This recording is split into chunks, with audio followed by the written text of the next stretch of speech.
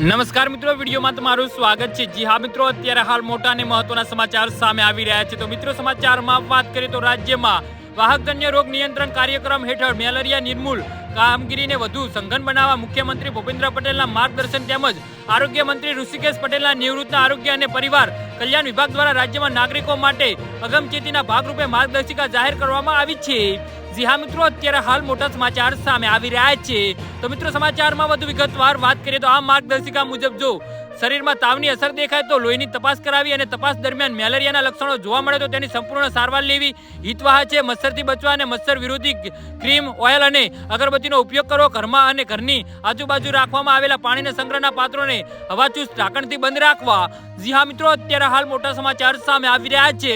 તો મિત્રો, સમાચારમાં વધુ વિગતવાર વાત કરીએ તો મેલેરિયા ચોખ્ખા અને બંધિયાર પાણીમાં પેદા થતા માદા એનોફિલિસ નામના મચ્છર દ્વારા એક વ્યક્તિઓમાંથી બીજી વ્યક્તિમાં ફેલાતો અને પ્લાઝ્મોડિયમ નામના પરોપજીવી જંતુઓ જેથી રોગ થાય છે। માદા એનોફિલિસ મચ્છર મેલેરિયાના દર્દીને કરડે છે ત્યારે પરોપજીવી જંતુઓ લોહીની સાથે ચૂસી લે છે અને ત્યારબાદ આ મચ્છર તંદુરસ્ત વ્યક્તિને કરડે છે ત્યારે તેને મેલેરિયાનો ચેપ લાગે છે।